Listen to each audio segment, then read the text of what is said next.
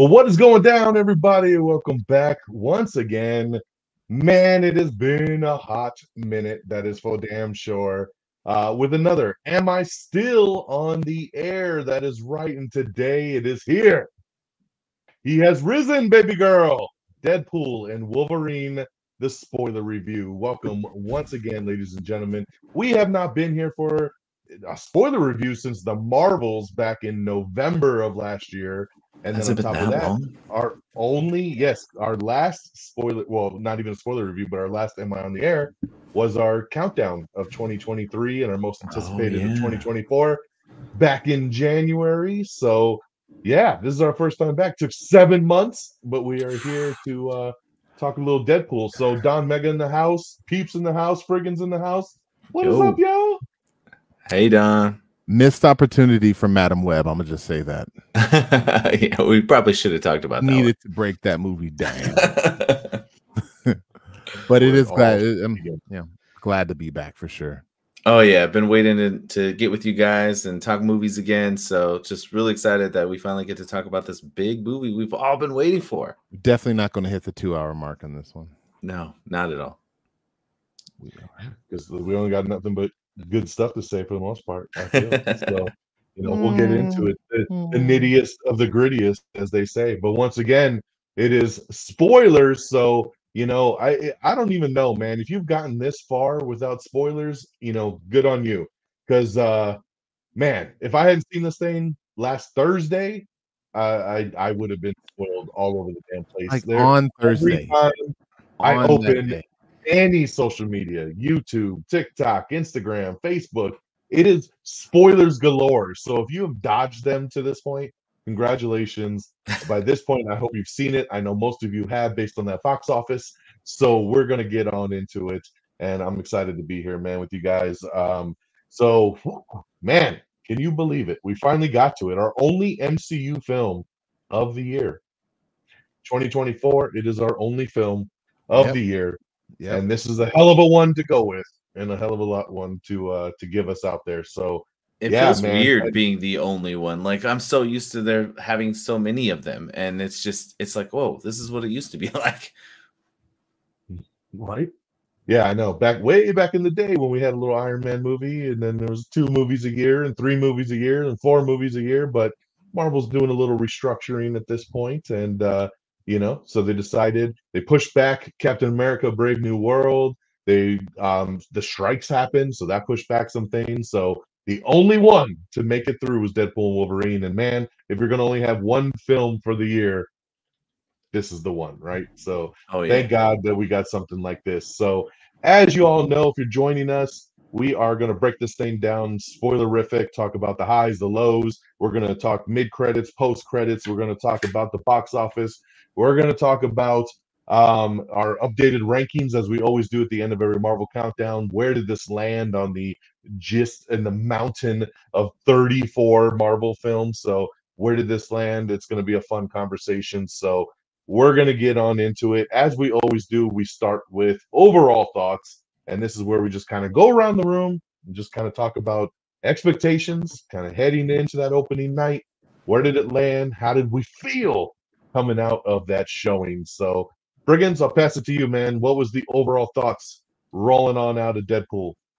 I mean, man, I couldn't have had higher expectations. Sadly, I was really stressed out about it because I wanted to go in with the lowest of low expectations, but the closer it got, and once we got that first trailer, and I wanted to not watch anything, but of course I succumbed and watched that first trailer. So just seeing Hugh back, it just skyrocketed those expectations. So I walked in just, and it wasn't even just the trailer and the expectation. I managed to skip the second trailer that came out. So I was really glad. I heard from you guys that there was like spoilers in there. So I went out of my way to miss that one. But the rumors that were posting online everywhere about, oh, this cameo and that cameo and Taylor Swift and all these things, like I got really hyped for a lot of those.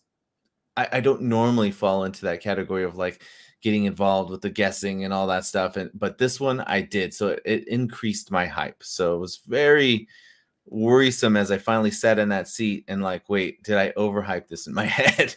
But yeah, I couldn't have been more stoked.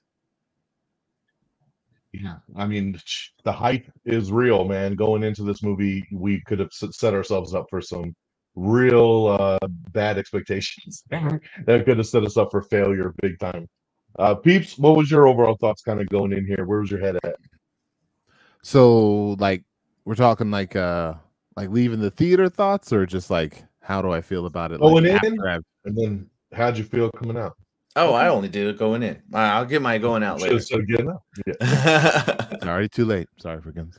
This ain't your first time, Friggins. For the rest of the night. We're done. Yeah, I know, right? Yeah, so man, obviously, right? I think all three of us, if anyone here has listened to our most anticipated, like this was the top movie for all of us for 2024. We're all huge fans of Marvel. We're all huge fans of the first two Deadpool movies. I mean, I've almost anything Ryan Reynolds does. Like, I've loved him ever since what is it? A boy, a girl at a pizza place? What is it? The man? Oh yeah. Two guys and a girl in a pizza place. He's just great, and just like Nice Pool said, you know, like The Proposal. It's a good movie. So, like, I knew going into this it was going to be fantastic, and I got to experience this on like the best type of experience. I was on vacation. It was a brocation with Friggins and a mutual friend of ours. We're at San Diego Comic-Con. It was the Thursday release, and like I'm at the movies with my two nerdy dudes, and like it was dope, you know. And so yeah, super excited getting into this. I kept like Friggins like before the movie started. And I've been, you know, we've been waiting for this for so long with the strikes and all that happening. You know, you get worried when things get pushed back, and like, oh man, like what's going to happen? And I hear, like, you know, and DX, I mean, you could even confirm, but like, you know, the movie was still being shot, but they weren't allowed to, like, Ryan Reynolds wasn't allowed to like write anything or add anything new to it. So I'm like, man, is that going to mess with the integrity of the movie at all? Because they like to kind of ad-lib, and I'm assuming like no ad-libbing through half of the movie or something. I didn't know how that was going to work. Yeah. But yeah, definitely going into the super hype. And you know, and same thing, like watching the movie, the energy of the movie theater, like everybody was pretty excited. Friggins is excited. I'm screaming over like all the cameos. And you know, after the credits were finished, like, yeah, man, I felt really good about it.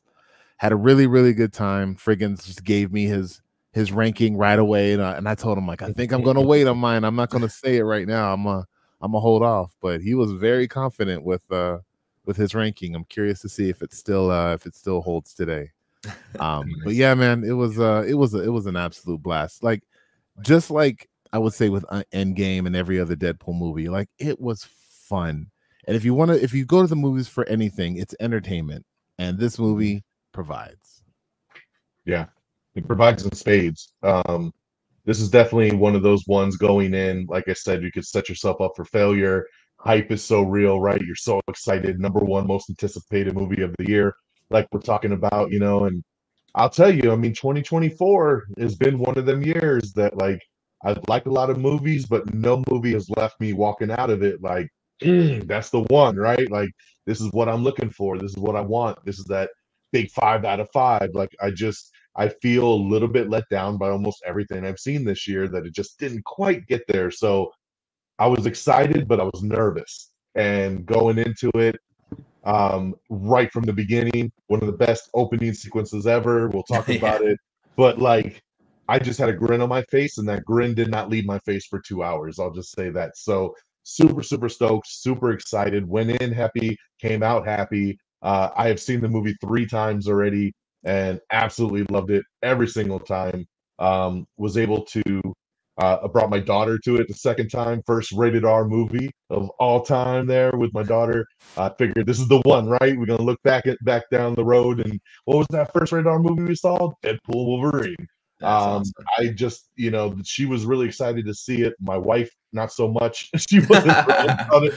But I said, I think she'll be all right. Let's do it. And she absolutely loved it. And that's why we saw it the third time, because she said, let's go see it again. And how could I say no to that, right? So let's go. Let's go have a good time. And she wants to go a fourth time. So we'll be probably heading back in the next week or so. And we'll check it out again. Why not? But yeah, super, super awesome. So glad that we all went in positive, came out positive, and our overall thoughts there. So as we get into the physical movie itself, man, the premise kind of super simple here with Deadpool and Wolverine. Basically, Wade continues up kind of right after Deadpool 2, right? He's using Cable's little time travel. He's bouncing around. TVA pops up. He hasn't been Deadpool now for about 6 years. He went to the sacred timeline of 616 and tried to be an Avenger, and we get our first cameo there with Happy Hogan. And he's like, nah, you're not ready, son. We'll keep an eye on you. Check back later. He decides to not be Deadpool anymore. You see that him and Vanessa have broken up, and he gets taken by the TVA. We meet Mr. Paradox, who basically is telling him, like, hey, your world is dying, but you need to serve a higher purpose. We're going to take you and we're going to move you to the sacred timeline. And he's all about it, right? So he finds out that his world is dying. And because the anchor being has been killed, of course, that anchor is Logan, following up on him passing from the Logan movie. And so then that leads Wade to go find another Logan to then basically save his universe. And we're off to the races from that point there. As we like to do with these kind of spoiler reviews, we like to start off with kind of the negative, right? We kind of get the negative out the way. What didn't we like going into this film? What was it that kind of stood out and stops us from liking this movie?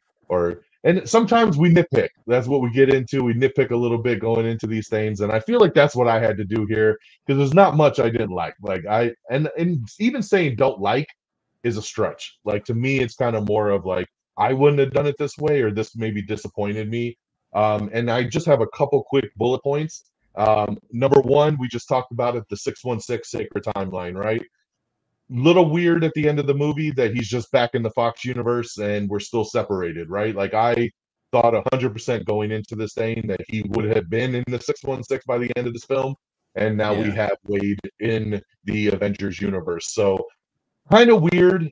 Doesn't mean that we can't get him there down the road. I feel like in an Avengers movie, now the TVA knows about him and they know he saved universes before during maybe a Secret Wars. They might need to go get a Wade, right, to help out, so they can pull him in if they want to, but they're also keeping him kind of separated in his own little Fox universe, which is interesting. But I would have preferred him to actually be on the sacred timeline by the end of this movie, even with Logan, if we could have got that, but unfortunately we didn't.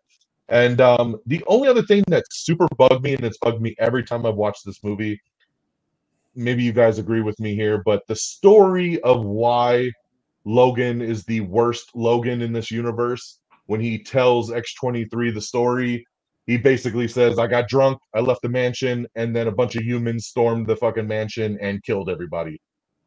I don't believe that for a second, that a bunch of humans just stormed this mansion of mutants and they just all got murdered. Like, nobody was able to do anything, that he just came back to a house of dead mutants. Like, I don't know, man. I just feel like there should have been a better reason why he was such a bad Logan. What did he do that was so truly bad? And that was it, really? He got drunk and he left the house and a bunch of mutants got killed and he couldn't stop it. And I don't know. That was super odd to me. And that bugged me, because I was like expecting this crazy grandiose story of why he was so bad and why everybody died. I just wish it would have been like, that night Mr. Sinister broke into the mansion and murdered everybody, or just something. Give me like a villain story of who blew up the mansion, who killed everybody, not a bunch of humans stormed the castle, basically. I thought they were going to do the old man Logan story, where basically Mysterio tricks him into seeing all his friends as enemies, and what his mind is seeing. and he kills them all, and then Mysterio drops the facade, and all of a sudden he realizes he killed all his friends, and it's like that was pretty epically devastating. And that's what I was expecting it to be. I was like, oh my gosh, they're gonna drop the Old Man Logan version, but nope, they didn't. Love it. See, perfect. You just made a way better storyline up. That would have been so awesome that somebody got in his head and he was the one that murdered everybody, and that's why he's the worst Logan. Perfect. Yeah, I just don't know why they went that route, but that bugged me. But honestly, that's all I got. That's the only two things I can think off the top of my head that really stood out and kind of bugged me going into it. Now, maybe when you guys talk, as always, you'll, enlighten me on something else that might bug me, but that's what I got right now. So, Friggins, I'll pass it on over to you. Kind of what were some of the things that maybe stood out for you? Same as you. I had a lot of more nitpicky kind of things. I'm actually going to be really interested to hear what Peeps has to say, because you didn't mention any real negatives when we talked afterwards. But I think for me, again, I love this movie and I had so much fun with it. So when I throw this out as a negative, just keep in mind that it's like very minute, right? So first, I would say that when I look at a movie critically, a lot of times you look at like, are these scenes in here for a purpose? Do they drive a bigger purpose?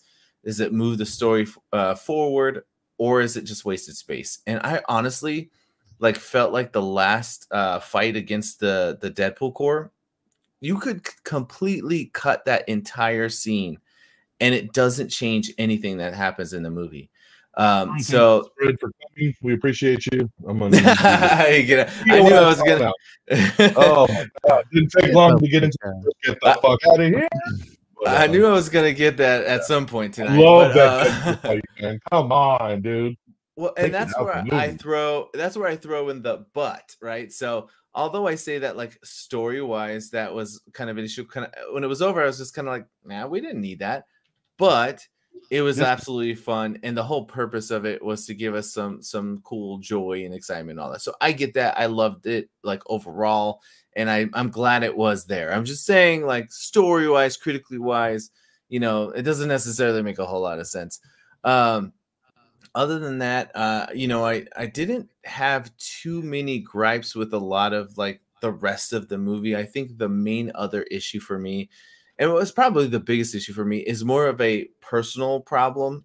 So this isn't necessarily an issue with the movie itself, but I have a huge problem with the TVA. I am so over it. I didn't really like it when it came out in Loki, and it has continued to drive me nuts. I've just, again, not been a huge fan of that TVA aspect. So anytime they come into something, I'm kind of halfway checking out anyway. And the fact that the kind of like driving force was all behind just that TVA stuff, which I knew from the trailer, but that bothered me in the trailer, that it seemed like, oh man, this is going to be very TVA heavy focused. So I'm just glad we've moved past that. I really hope that we get less and less TVA, and the sooner TVA is gone, the better for me. I disagree. That's fine. And other than that, like, I didn't have a whole lot of problems. I think the only other thing is I'll throw this out. This is my last one. Is that I felt the Wolverine cameos went too fast. I wanted more Wolverines, and I know that goes against the point of this movie. It's supposed to focus on Deadpool and this one specific Wolverine. But the problem is when you give me something super mega cool, I want more of super mega cool.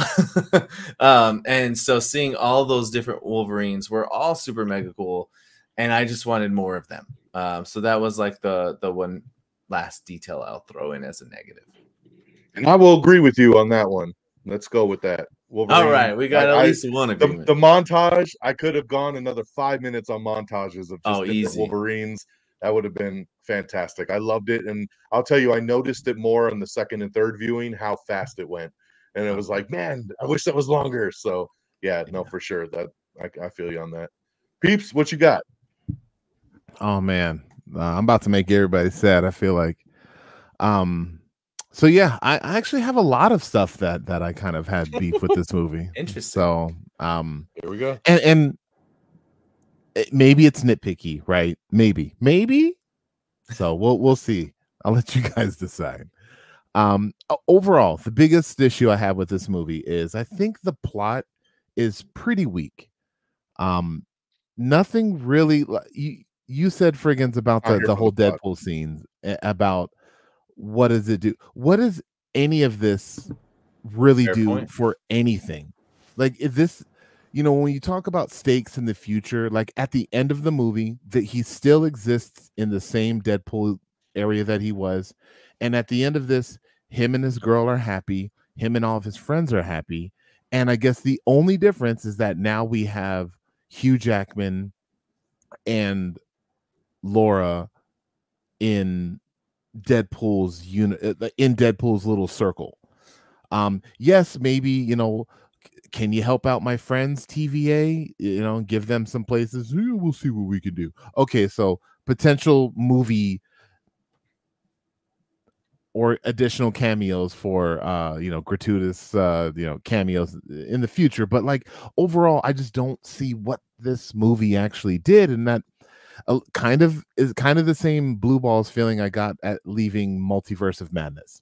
Thought Multiverse of Madness was going to be this big movie that changes Marvel, and now we're all combining universes, and there's universes that know about us and we know about them, and all this big stuff that I thought was going to happen. And at the end of the day, we really just go to one universe, and that's it. So that's it. I just, and it's a Deadpool movie, so you can just say it's a Deadpool movie. But I just think like decisions are stupid with Mr. Paradox inviting Deadpool in and telling him, I'm just going to murder everything. I'm the ultimate bad guy, and just thinking Deadpool's going to be like if you know anything about, you're supposed to know everything about all these characters, and if you know anything about Deadpool, you know that he loves his friends, and especially a Peter. Like, if there's anything you know about a Deadpool, is that he wants to protect his Peter. And if you're going to tell them that at least his Peter is going to be erased, like, you know what I mean? I don't know. Maybe other Deadpool Sugar Bear are more morally gray, as Deadpool said, I am morally gray. Yeah. So whatever. And again, it's fine. I just whatever. Can I piggyback off that? Because you just made me remember another negative there. Going back to Mr. Paradox, I would say, yes, the fact that he's like, your timeline's dying. Oh, damn, how long do we have? A couple thousand years. But I don't want to wait that long, and I just want it to die now, right? So let's get a time ripper, and let's just destroy this world, because I don't want to sit around and wait for this thing to die. That was weird to me, because it was like, why? Like, what was so important about killing his universe off that he had to speed it up in the next 72 hours, right? 2 hours, yeah. So that did bug me. That I didn't really understand it. Nefarious for really no reason. Yeah, I didn't get, like, what does he get out of doing that? Right, exactly. I don't know. What did it do for him at the end of the day? Yeah, he's trying to meet a quota. It's the end of the month, guys. It was 31st, and he needed that one other. One more universe had to go. He's trying to get that promotion. And then I'm just creating this device that if anybody else gets a hold of, like, it could just mean the end of time, and I don't know. It just, anyways, we're off of that. And I think. So I'll back up. I'll bounce off what you said, DX. That, and I kind of already said it. Like, they really didn't they really didn't fix the MCU. Friggins, you mentioned that you wish they went harder on the cameos. I do too. I think specifically, and I said this on your review, I think Nolan North deserves some sort of nod, because he is the voice of Deadpool, has been in all the video games, animated. That is Deadpool. But you're going to throw Nathan Fillion as Headpool? If Nolan North was Headpool, that would have been great, I think. I don't know. And I don't know. I just think he would have been a great addition to the Deadpools. And I think even revealing Lady Pool as Ryan Reynolds' wife, maybe that could have been a neat moment, but I don't know, maybe not. It was cool to see the name in the credits, I guess, but whatever. Yeah. Matthew McConaughey as the I think none of them were actually in the suits, and they were just the voices. That is they couldn't unmask. Yeah, that is true. our main villain. I have issues with her because she is like Apocalypse powerful, right? We have never seen a character as powerful as her in any of the Fox movies, let alone the MCU movies. Like a character that can just by the pinch of her fingers can just rip every skin off of your body.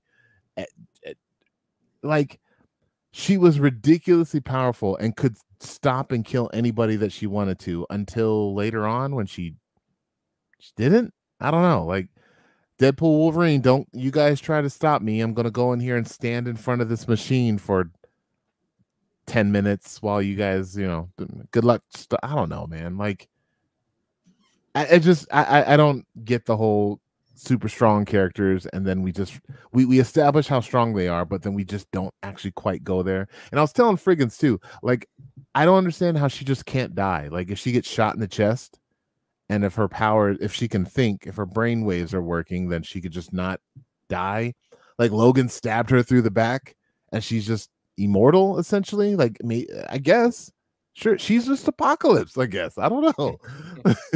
She's going to bring down. I was told part of her power set was that she could heal. Ah, so okay. That's some. I talked to a couple geeky ones that were like, oh yeah, she can heal, like that's part of her power set. So but they didn't explain that, and they didn't explain it. No. Yeah. And you remind me, Peace, I just want to throw one more thing because it relates to that. I'm throwing the hate. The thing that I hate about a lot of movies is you have the big bad that's running all the minions, and the hero will just straight up murder the shit out of all the minions. Yeah. But when they come to the big bad that's causing all the problem, then all of a sudden, like, I'm not going to kill this time. And for them to do that, like that is really, really frustrating in any movie I watch. And I forgot about that. Like, that did drive me a little. She could kill you like this, then why not just do it, right? But let's just take the helmet off. We'll have a monologue. And... But he cut Sabretooth's head off. How many, like you said, other minions did he kill on the way up to her? But then once you get to her, Charles wouldn't have wanted me to do this. Yeah, but he would have wanted you to kill all those 300 other people. Yeah, exactly. Like, I think if anything, it was a great character moment, I guess. Like I will say I did appreciate that because him acknowledging Charles's teachings and actually utilizing his teachings. Like I like that moment, but it just happened and I didn't. Whatever. Deadpool movie. We're having fun. So supposed to say more about him than her. Sure. I do say, and I'm sure you guys would agree, but I think a lot of the fighting scenes, specifically with I don't know what their name was. What are they? The Furious Four, the others, I think they said. The others. So, like with those, I just would have loved to see their fight at the end. I don't know, like a little more, like maybe some like X-Men style, like team up attacks, like Gambit charges Blade's, and again, why didn't Blade have a blade? I don't know, but Blade's something, and then Blade throws it, and then he catches it. I don't know. It's because Deadpool has the blades. We couldn't have too many katanas running around. That's true. Yeah, they reached their katana limit. But I don't know. You always want those team up things, though. That's definitely a Peeps thing, and some of the movies gave it to us, but I could see that. I don't know. I just think the action at the end, like we had like 10 people at the top with guns, and none of them can hit anyone. Like I think like inefficient a barrel situation. Like I don't know, man. Like you know how it goes. Stormtroopers. Exactly. Furious did it too. And DX, you mentioned earlier about the humans killing the mutants. I mean, we saw in like X-Men 97, like humans have tons of like robotic or sentinel or depowering weapons that they could have used. Like I could see something like that kind of happening. Not kill everyone though. But a couple, sure. Yeah, and in the world of like, again, plot. I mean, you mentioned it, DX, about the Logan, like the Wolverine in this. It's just Logan, right? He did something in his past. He's feeling really bad about it. He doesn't want to fight anymore. Laura has a conversation with him, and then now he's good. Like It's just the same thing. There was nothing extravagantly special, and her conversation was very, I don't know. It wasn't as earned, obviously, as it was in Logan, because that was an entire movie. But she was like, "Oh, you were never the right guy." Well, I'm not. I'm not the right guy, so that must mean Until I you were. am. Dude, Until now you can get the fuck out. That was an amazing conversation, Yes, and it that was. hit me conversation so was hard. good. No, that hit me It didn't so hit me. hard. I completely disagree with you on that one. Like, didn't- I thought I that didn't was get it. so well earned, I didn't feel and it. like Yeah. that, like expectation of like he's always thinks he's the lowest one, and it was just she needed to tell him that like that's what you say, that's what you do until you don't, and like I don't know, I loved it. I loved it. Yeah. Well, because Um, you don't when she has the conversation with him in the woods, she just says you were always the wrong one and walks off, right? But then Yeah. when they recap it at the end of the movie, that added line of "until you weren't" is added to the end, right? Which that's why he got in the fight, you know, because Yeah. that's the whole thing. Logan is always the wrong guy until he's not, because he's always going to step up at the end of the day and do the right thing, kind of. And Love I love that. That whole sequence was great. Yeah. I super hyped about the Sabretooth scene. Super disappointed about the Sabretooth scene. Fans have waited forever for this.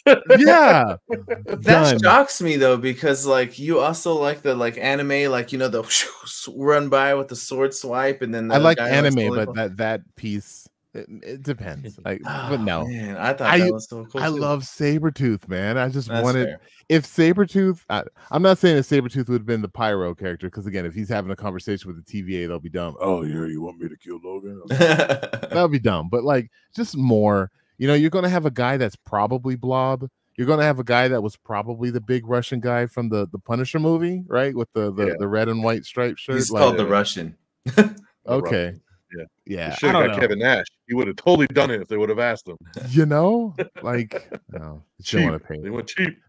Yeah. So I don't know. Like again, other little nitpicks that maybe I'll mention as we go, but like, yeah, I don't know. I think at the end of the day, if you're not us and you haven't absorbed 20 years worth of Fox, like before I took my kids to see this, also first rated R movie I took my kids to see. Nice. There you go. Before I took them, I gave them a 30-minute PowerPoint presentation on this is why Wesley Snipes as Blade could be important to know. This is why Channing Tatum popping up in this movie. You remember Free Guy, right? Apollo? I do. He knew Francis. He knew his name and everything. Like, yes. Remember Francis because he may be important. You're like having to go through all that. Like, if all of that wasn't painted for you, like this wouldn't be a good movie. It'd be like showing my kids like Hot Shots today. Like they would laugh, but they wouldn't understand anything any of the references. And I don't know. How does this movie stand as far as an overall movie? Like you have to have legacy. There has to be legacy knowledge coming into this movie to fully understand it. And I don't know. Like it's an interesting thing because not many movies, hardly any movies ever do that. I think Endgame obviously did it, but yeah. Anyways, yeah, no, this was truly a love letter to the Fox universe, and that's what they were setting out to do was the final goodbye. Like how they said, like I never got to end in my universe, and it was like I never got to fight for my universe, and just those kind of statements. And I born in this universe. There is. There is a lot of a little bit of homework, especially for those younger kids, right? Because my daughter was in the same boat. She'd never watched any of the Fox movies. So, when people are cheering in the theater for Elektra and Blade and everybody, she's looking at me going, why are they clapping for these people? Like, who is this? Like, why? Who is this person? Or when Chris Evans pops up and she's like, yeah, Captain America's here. And she's like, why is he on fire? Like, so, right.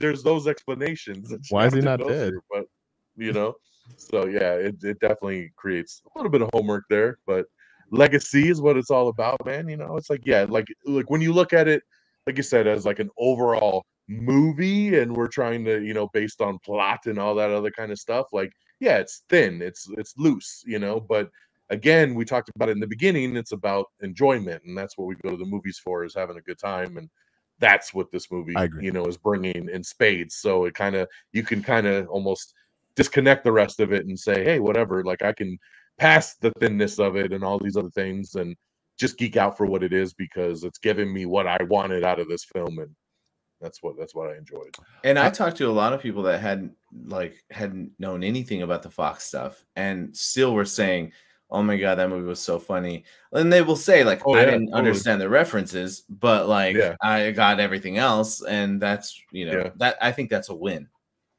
It's a total win. I've had to explain the Channing Tatum thing to a dozen people in the last week. That's the biggest one.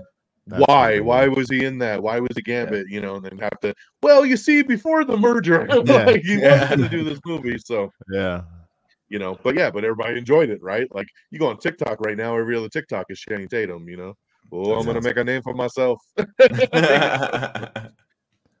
call me the Gambit. Also, I am pretty upset that it is still Universe 616, and they're not going to fix it, and they refuse to fix it. It should be 1999999. So you gotta let that go. 616. Sacred time. I gotta throw in one more complaint. You just reminded me, and then I'll be done. Hurry up, let's move on. Jesus. Gambit didn't have his 2-finger gloves. Like when he's shuffling, it was just a full hands, and I was like, he needs the gloves with just the two. Like that's such a staple of Gambit. Okay, I'm done. We'll let you have that one since you wait long enough for this. Yeah. Thank you. All right. Any other things really pressing there, peeps? Because you've said a lot in the last 20 minutes. Should we move on to some positives?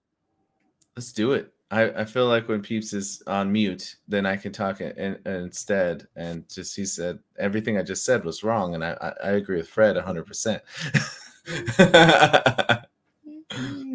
All right, well, let's pivot to what we loved, and this will kind of be like probably I feel like a lot of this is going to be just an open forum of just really the moments that stood out, right? Because that's what this movie is. It's a bunch of moments. It's a bunch of key things that happened that really stand out, that we loved and we had a good time with, that we laughed our asses off with.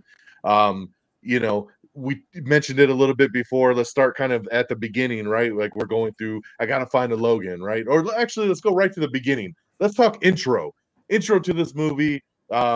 He's like, hey, everybody wondered how we were going to dance around the Logan thing. Well, we're not, fuck it, and he starts picking them up, right? He's like, this is the thing about regeneration. You never die, right? So let me find him. And then he's just an adamantium corpse. So hilarious.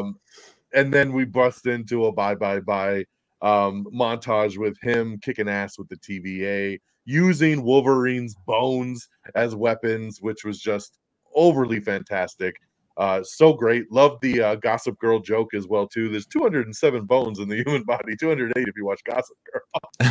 Oh yeah, it was hilarious. I swear when the trailer I was just gonna say when the trailer came out and you could see him using the wood, I was like, that looks like that's added CGI. I had a feeling they were covering something up, but I had no idea what it would be, and this was so much better. Bones, yes, 2 minutes into this fight, when I took my daughter the second time, she leaned over and was like, I love this. This is amazing. Like we were just literally right in that opening sequence. And man, Bye Bye Bye is in the top 20 right now of top songs. That is literally skyrocketed off that opening. I truly do believe this is one of the greatest opening sequences like of all time. Like it is so much fun to watch. Like the dance is hilarious. Him using the bones, even like there's moments where he's whipping them with the bones and it goes through the song, right? Just like dun dun dun, and he's it just syncs up, and it's just so good. He throws the three fingers and the fingers, and the credits are on each body part. The skull says Hugh Jackman on it, and all the things are happening, and and he gets the claws on his hands and pops them, and he's like, "Oh awesome. Shit!" And then stabs his own arm, and he's like, Wolverining is hard, and he's in that one guy's ass, and then in the other guy's crotch, and he's going back and forth between the two of them. Why? I mean, just the choreography is just so good between this stuff, and that guy's like, "You sick fuck, Logan was a hero." Yeah, and it's just, oh man, just okay. Talk opening sequence, man. You guys just great way to open it, huh?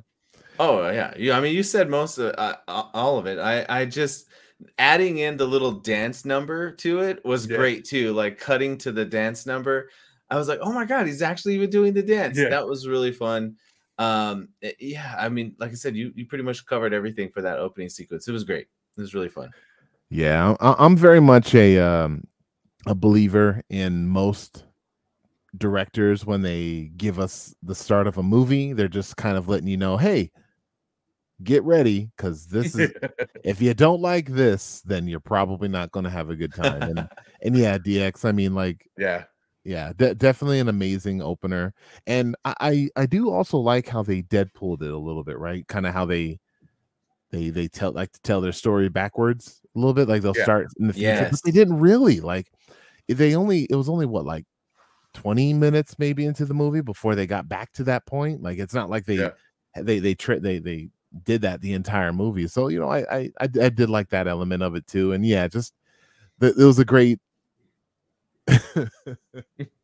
when, you know, he grabs the Wolverine claws and chinks him, and then the camera just kind of goes around to his back and then just goes into his butt. My daughter was laughing so hard at that part. And yeah, man, it was like there's not much I can add to it. Just you got some adamantium bones, you can do some damage to people. Nunchucks was so cool, using the femur as a nunchuck or whatever. Yeah, that's when it hit the beat, when he just did the right.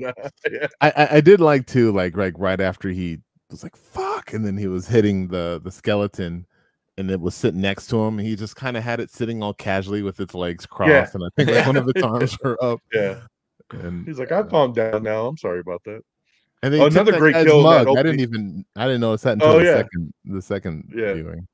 That's funny. I like he on the one in the opening sequence too, when that one TVA guy's talking to him, and he says something about Canada, and he goes, keep my country's name out your fucking mouth. And he just throws his knife at the floor and it bounces into the guy's head. Oh man, that was such a cool sequence right there. The way because it hits on like Ryan and Deadpool, like it's perfect. Yeah. Keep my country's name out your fucking mouth, and my sword. My sword. I love too. Every time he used the baby knife, he would be like, "Baby knife, baby knife." Like every time, every single time.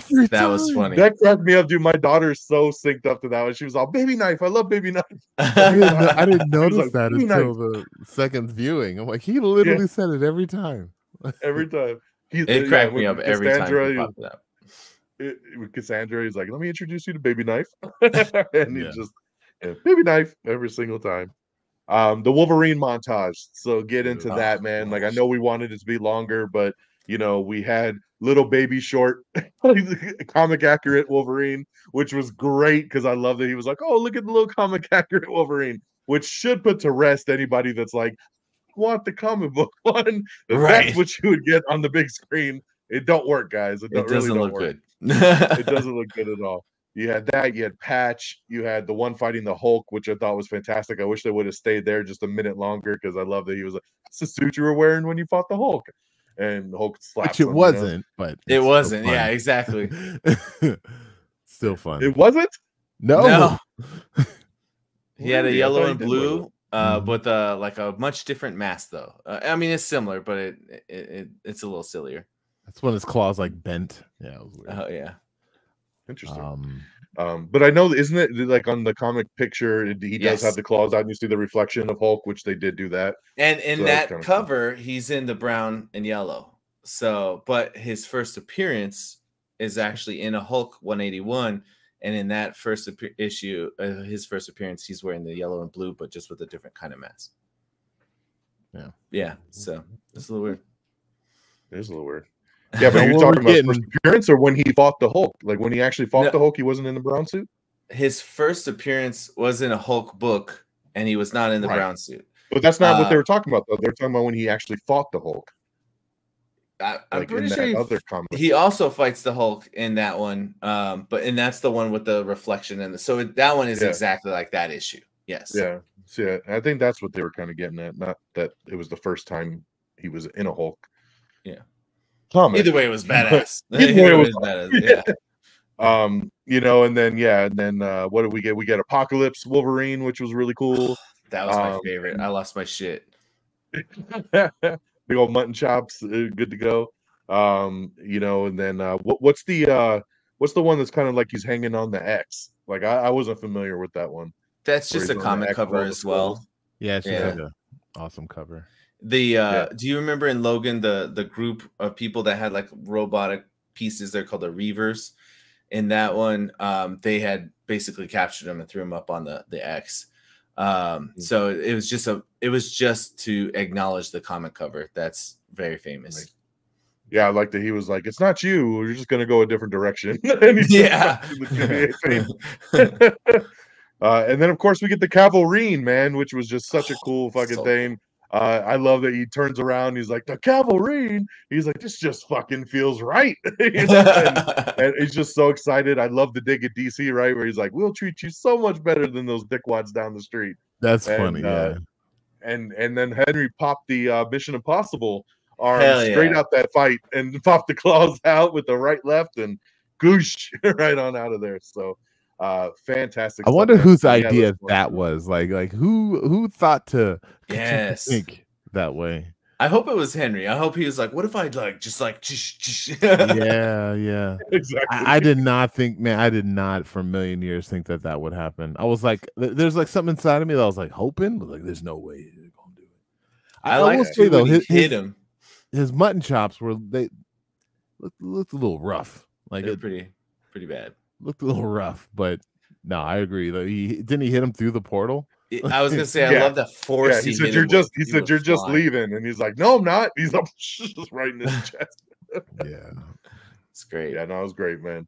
Anything else you want to touch on with this montage, man? Just how cool was it seeing all these different variants and kind of going through all these styles and comics, forms, like Patch and all these guys. Like, how cool was that?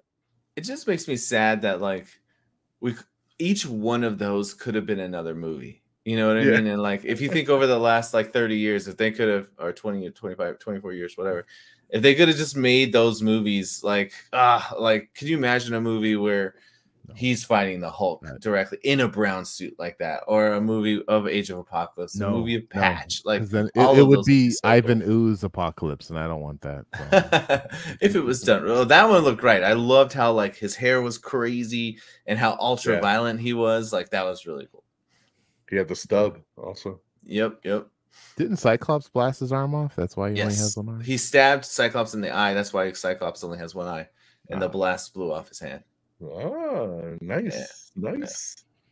Yeah, awesome sequence. And then of course it goes to what we saw in the trailer where he gets the Logan from that universe, who has let everybody down and doesn't care if he lives or dies, just wants to drink. And basically, Logan or Deadpool's trying to get him to take the place of that anchor being and save his universe. But of course it doesn't work like that. And those guys are sent to the void. And that's how we get into that area there where basically, just like the Loki TV series, like everything that's basically been chopped off goes down to the void. So that's where we get the 20th Century Fox logo. And we see all those old school X-Men villains. And we get our first big fight between these two guys, which was awesome right there, And I love, too, the fourth wall break on this fight where he's, okay, nerds, get out your sock because it's about to get good, and that's when he pops the bullets up and snaps them into the gun. And exactly like Peeps was just saying, Wolverine just down low and just kind of crawling through the sand, and you haven't really seen him fight like that, and that was just cool as shit, man. And it was cool how many fights we got between these two. And it's like I could see some people complaining obviously that there's really no stakes, right? Because they're two guys that just heal up and it is what it is. But I thought that made it so much more fun because they could just beat the shit out of each other, and you didn't have to really worry about one killing the other one. It was just a lot of gruesome, heavy fighting. And this was a great opening kind of fight to finally see these guys go at it for the first time in the film. So what do we think about this opening fight sequence here? Well, I just wanted to say that in regards to your comment about them healing and there's no stakes, like I thought it was great because it's a way to let them, like they each have learned like, oh, I can completely let loose with this. Like I can throw out all of my aggression and there's no consequence, right? Like Wolverine's feeling bad because of all the people he let down, but also of all the people he killed. And, I don't know that Deadpool necessarily has those regrets for some of the people he's killed, but like they were able to let everything out on each other knowing that they weren't going to put one or the other one in the ground. And so it reminds me of like Superman fighting somebody like a Zod, where like, you know, if he's fighting a normal person, he has to pull his punch. He can't hit him full force. And then when he gets someone at his level, he can go full force on stuff. And that was kind of like, I think, a really interesting therapeutic like adjustment for Wolverine to really, I think the fighting of Deadpool and going over and over and over, like having that multiple times, was a way for him to let out some steam, essentially. And it almost seemed a little bit therapeutic for him. So I thought it worked really well. I'll say, like, when The Rock and Vin Diesel fought in Fast and Furious, was anybody thinking, oh, what are the stakes here? You know, who's going to kill who? Like, nah, it's just Godzilla versus King Kong. I want to see them. I want to see this go down. You know what I mean? Like, I wasn't thinking like, oh, okay, who's going to kill who here? Like, no, it's Deadpool fighting Wolverine, and I'm having a good time. Shut up, everybody else. Yeah. I don't know. I can't stand some of these people who love to complain. And I know I'm going on a side tangent, but like the folks that are complaining about the Robert Downey Jr. News, it's just so obnoxious of the points that they're trying to make as to how the horrible and MCU is and how desperate they are. Like, no, this works. They've been building this on that a little bit. Hold on to that thought. Yeah. I guess I went to side tangent there, but no, I love the first fight. I don't know if we're talking about the second one yet. Yeah, I like the second one even more. Like, even though it was very close. The one in the car. Yeah. It was much more fun. Honda Odyssey. Yeah. It just that fight felt like it meant more when he's like, I'm gonna punch you now. And then he's just like, oh, good, please. And then he just and then he takes out the two little. Oh my gosh, I love that fight. Well, no, those little punching things that he. Oh yeah. The little spikes on him or something. Yeah. Spikes, And then just how the car fight is fantastic. Yeah, it was so good. Yeah, because like you said, it's the stakes leading up to it, right? Like they're just kind of road tripping it, and they're having they're just chilling. They're trying to find the others, and then he makes that mistake of saying like, hey, what are you going to do if they change your world? And what do you mean if? And it's like, well, if you change your world, so you fucking lied to me, and it's like, well, I didn't lie. I made an educated wish. So a joke that they kept going. Fucking educated wish. Yeah. It's like, God, the Honda Odyssey fucks hard. He did not want to be in that car, but there we are. Man, that fight just so close quarters, from the front of the car to the back of the car to outside the car, kicking the car, making the airbag pop, and then jumping through the windshield and bum rushed it. That was so dope. Oh, that was really cool. Super cool, man. And then I love how they kind of faded it, like they were fighting all night, and then the next day he's all wrapped up in the freaking hilarious. And the seatbelt is just all wrapped around them like 1,000 times. Just the thought that they fought each other to exhaustion. Like, normal people wouldn't last it that long, but obviously they did, and just to the point where they both just passed out. I don't know. It was so good. I like that. I like that scene a lot. And I love when he wakes up and he's like, God of Thunder, or something like that. Every time he was passed out and he woke up, he said Thor. Or God of Thunder. Thinking about that kid, he kept thinking about that. Thor crying. Yeah, exactly. Because when he shows up at the end with Paradox again, it's the first thing he says is, "Tell me why Thor was crying." Like he just goes back to it again, like out of nowhere. I hope they do that somehow. Oh my God, that'd be so funny. Man. That'd be so. Ryan Reynolds tweeted out the still shot of that, and he was like, "I know why Thor was crying." And then Chris Hemsworth, a jerk. Chris Hemsworth retweeted it, and he was like, "I can keep a secret," like with a smiley face. And so I like that they're both playing off of it now, which is awesome. We got to get something in an Avengers movie down the road for sure. We got to, because those two have got to meet after the setup in this one, man. They're damn sure. Anything else about the car fight there, Friggins? No, I mean, we said it all. It's all good.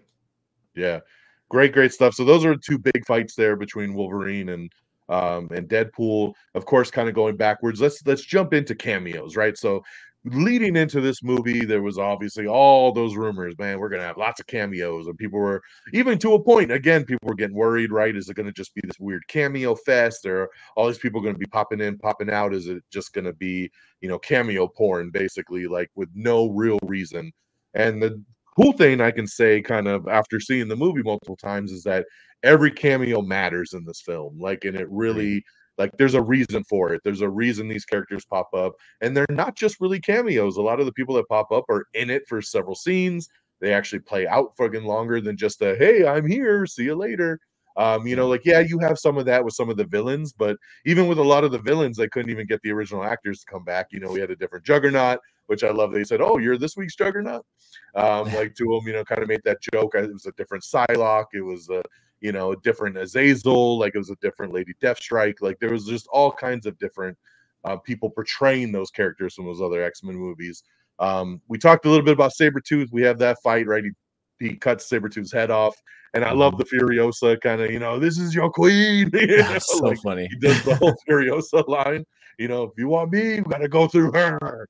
You know, so just great stuff there.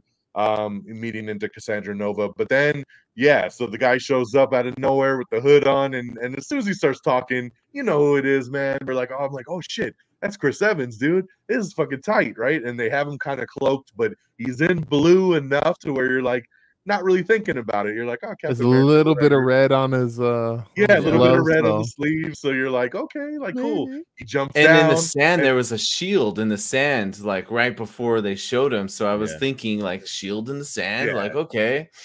Yep. So they set it up perfectly. He jumps down. Deadpool's freaking out, right? Like, oh my God, it's him, right? Like this is gonna be great.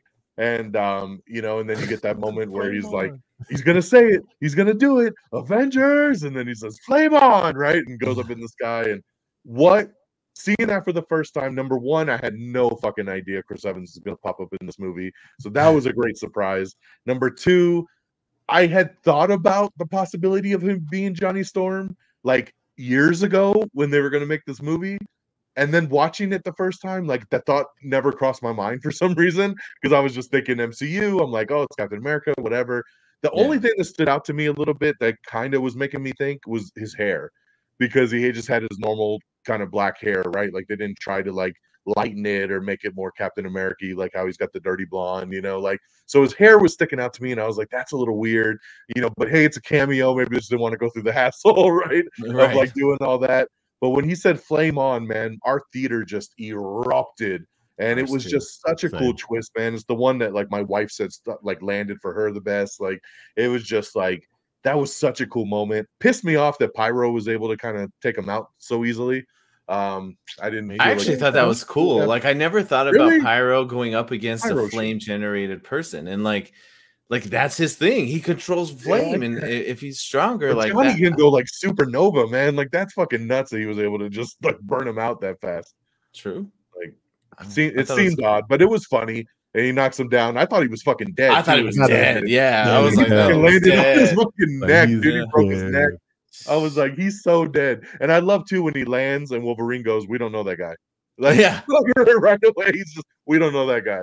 And they end up getting arrested and then taken to, you know, Cassandra's thing. But then when they show the road trip to Cassandra's, then Chris Evans is alive, and he's talking about, you know, hey, he gives the exposition of, we're in the void, this is where things go that they don't matter anymore. You know, he talks about, even mentions how Reed talked about the void and what it means to the universe and all stuff, which was kind of cool, you know. So and then you see they drove through the pyramids, man. I think that was a straight shout out to Apocalypse right there, you know, as they drove through all those pyramids that are going to Cassandra's. Yeah, man. And then, of course, so continuing on cameos, we got Johnny Storm. And then, of course, we get the big trifecta there of, you know, Elektra and Blade and Channing Tatum as Gambit. And, of course, X-23, Daphne Keane coming back as being the actual X-23 from Logan, which was actually really cool. She wasn't like a variant of that. So that was awesome there. Of course, when they go into the fight, she puts on the glasses from Logan, which was pretty cool that, you know, all those years she kept that, right? To remember him by. I like that. So cool, man, because the only one we knew about was really Jennifer Garner as Elektra. That one actually came out in the trades. They were like, "Oh yeah, she's in the movie." That was reported on. So like, but she was never in any advertising. She was never in any pictures, posters, anything. So I So didn't was know she when in that was last gonna do that. trailer? No, Oh, the last trailer was X-23. okay, That was okay. one that they threw in there. And Yeah, Lady so Pool. in Lady Pool, but that to me wasn't really a spoiler. Like they had already shown kind of the Deadpool core like Yeah. before, like but it was X-23 and they showed Toad. Like that was the first time Toad was shown. So, you know, that was kind of like, you know, but yeah, so we get them all in there, and that whole sequence was just incredible as well, too, right? Like getting to see those characters back, meeting them. Like, did you catch too when he's talking to Elektra and he says, like, oh, let's get reacquainted? He was like, your name is Wonder, and then she's all Elektra. Yes, yes, Elektra. He started to call her Wonder Woman, Yeah, which was I like did catch really that. funny as hell.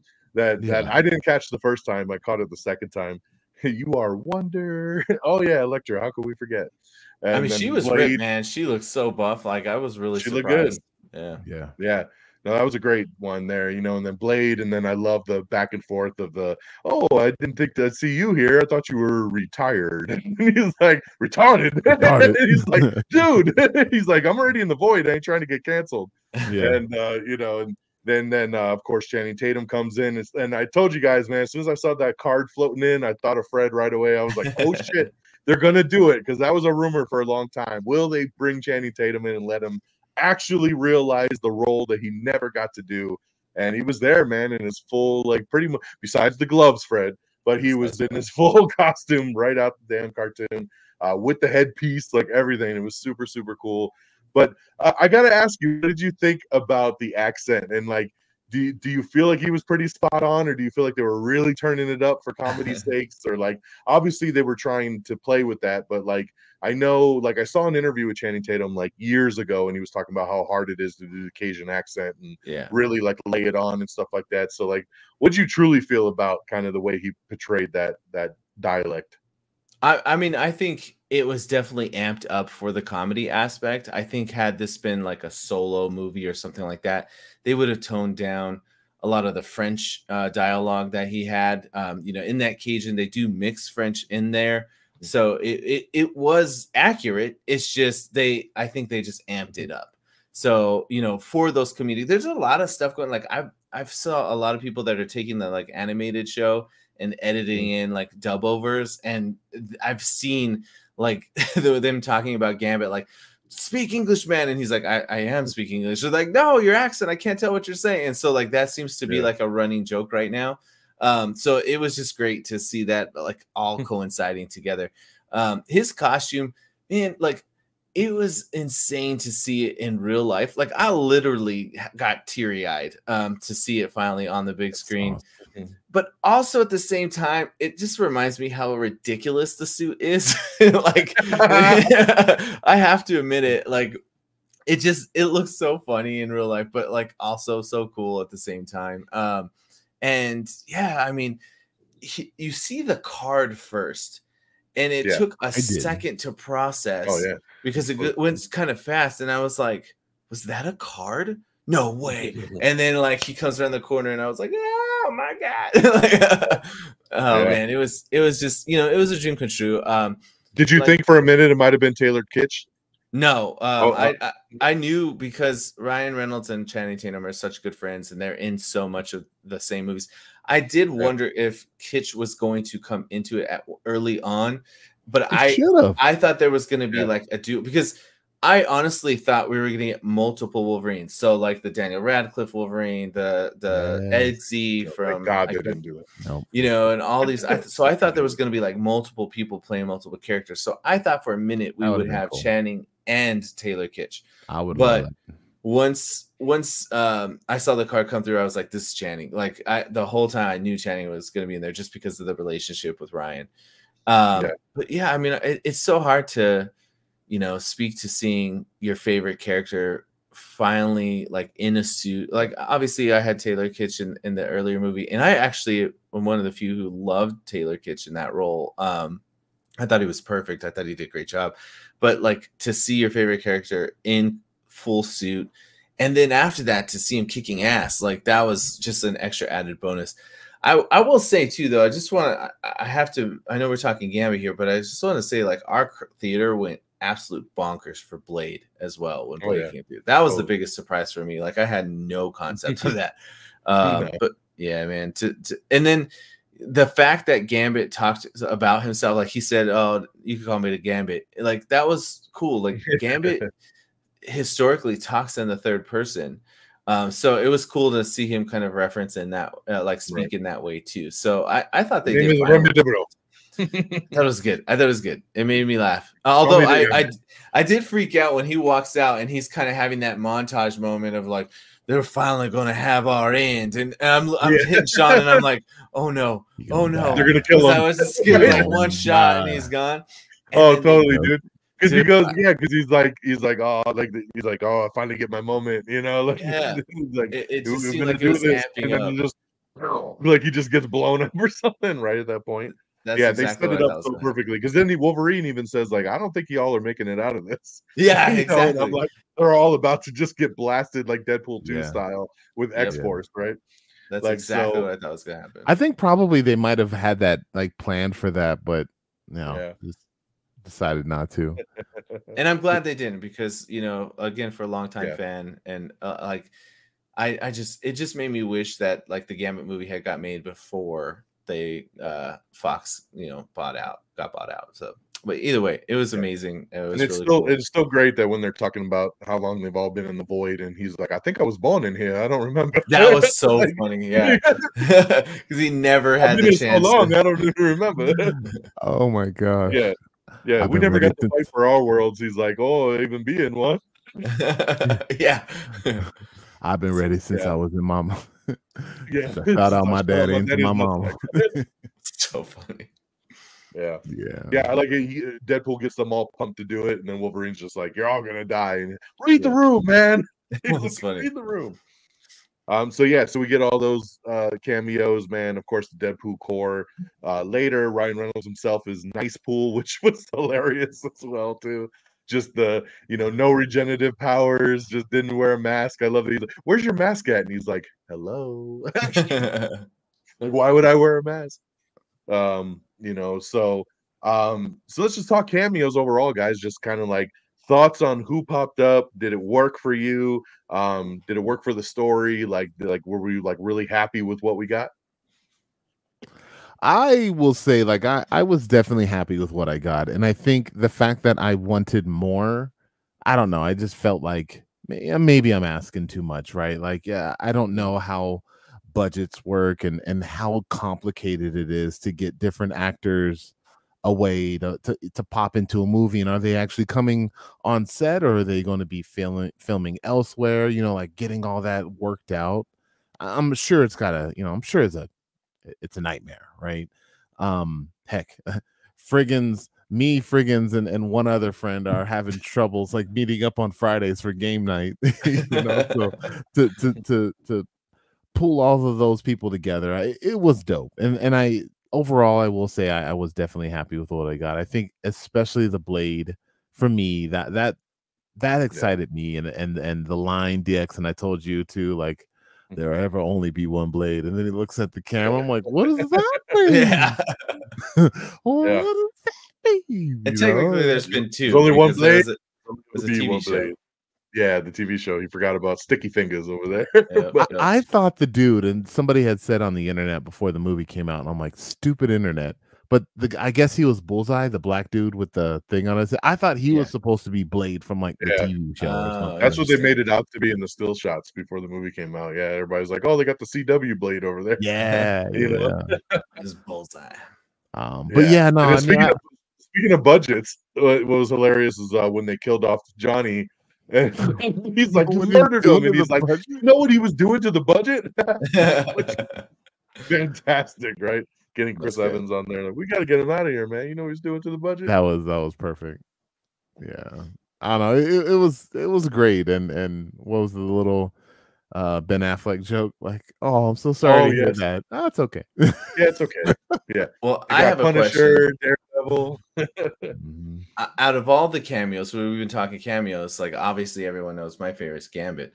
but what is each of yours favorite cameo of the cameos? Who was the best for you?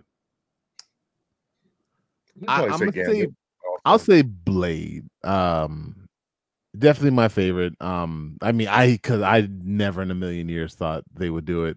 I almost even want to say Henry Cavill, but like, nah, I think it was too fast, and the beard was weird. But yeah, definitely hyped for the whole Blade thing. That's cool. Yeah, no, John, I love Henry, man. You all know he was my boy. Yeah, like I was so stoked for it because I've said for years that I would love Henry Cavill to be Wolverine if they recasted. I agree. You know, and I've seen some people speculate like, oh, is he the 616 Wolverine? You know, but I know that we're not going down that road yet. But like, I was so stoked. But yeah, I can't say favorite cameo just because it was just so damn fast. I wish he would have had a little bit more to do or maybe a bigger scene.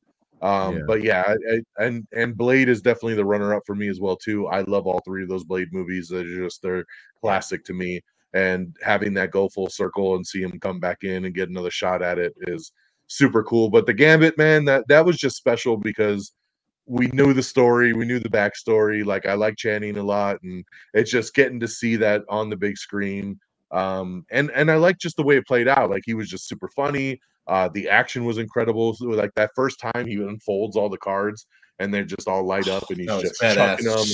And then just he goes boom and then just everybody just starts blowing up. That was dope. Like, and he had the staff, and I was just like, oh my God, this is so fucking cool. Like to see. So yeah, it's hard to not. But like if we never see him again, like I'm so glad that we were able to. With this, and this is where I was saying, or everybody's saying, like, you know, they did such a good job, like giving these characters the love I think that they deserve. Because it's I don't know. Do you guys think we'll ever see it again with Channing? I don't know about Channing. I think we'll see a Gambit for sure. One thing that I thought was really cool is Channing. He posted something recently where he was like basically saying thank you to Ryan. Like, you know, yeah. Oh, that's right. Don, you sent it to me. He said something along the lines of like, you know, this was a lifelong dream for him, and he was just really appreciated that Ryan let him put it into real life. And I just thought it was really cool. Like, man, it's awesome. Because it was like, and then those pictures, it was like 10 years ago at Comic-Con when they announced the movie, and then to this Comic-Con, and he's wearing the same Gambit shirt. Same shirt. I wanted to get that damn shirt. Yeah, no, that was just cool, his man. shirt, right? It says like "Watch your pocket" or something like that. Yeah, that's awesome. Yeah, no, great stuff, man. The cameos, I was just so happy that the cameos all played a purpose in the movie, and it wasn't just oh, look who's here, look who's here, look who's here, and then just we're off. You know, like when Chris Evans wasn't dead after he broke his neck somehow, and he was in that next scene, I was like, oh my God, like he's in another scene. Like I was so impressed that he had stuck around, you know, and was in it for, you know, like almost 10 minutes, you know, like I was like, that's crazy. So and then even getting that battle sequence of everybody else, you know, that it wasn't just like, hey, here's how you're gonna get out the void. Go get Juggernaut's helmet and good luck, you know, and then they just stay back. And it was like, no, like here's all of our last stand kind of, and we're going to fight, you know, to get these guys back to their universe, you know, which I also love too, that when they said there was 4 of them and he's like, tell me it's Magneto, please tell me. And they're like, he's dead. Fuck. Well, someone's got to be around, right? Oh, she melted that down too. Fuck. Yeah. So angry. Like, oh man. Was it a rumor that She-Hulk and Captain Marvel both had scenes in this that were cut? Or somebody I had heard that they had shot something, but I never believed that. It wouldn't have made any fucking sense. They didn't really do I didn't see where they would even put that. Yeah. I do like though when Eliath was coming and he's like, oh, Eliath from Loki season 1 episode 5. Episode 5. He's so specific about it. Oh, that was another nitpick. The TVA was so much better in Loki. Like they were able to like remember when they captured Loki, they like froze him in time, and he was like moving all super slow. It's like, yeah, you're gonna feel all that real time. But but they can't do that to Deadpool. It's fine. Different TVA, different faction. They were broken away from the main TVA group, so they didn't have as much technology. Okay. Well, they made it seem like each universe has its own TVA. So that was just the TVA for that Earth, I thought TVA 10,005 existed or for whatever. all the universe. Yeah, I It thought so does, but I too. think they're different branches. Like that's why they all reported to the chick from Loki at the end.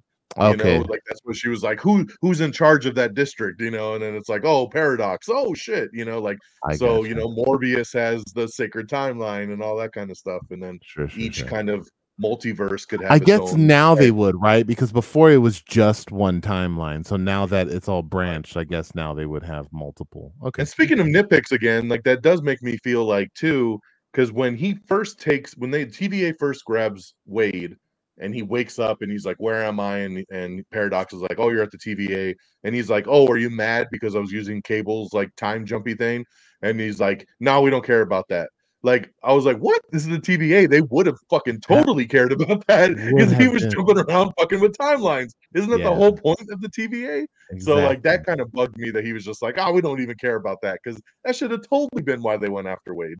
That's funny. I actually like that because it was like what everyone was guessing, and they were like, "Y'all are wrong. We're doing something different." I know, but know. it doesn't make sense in the continuity of the TVA because it was supposed to be if you're fucking with timelines, we're coming after you. He went back and he saved people. He like brought back the X-Force. He like killed the Logan or the Deadpool from X-Men Origins Wolverine. Like he was fucking with shit all over the at that point.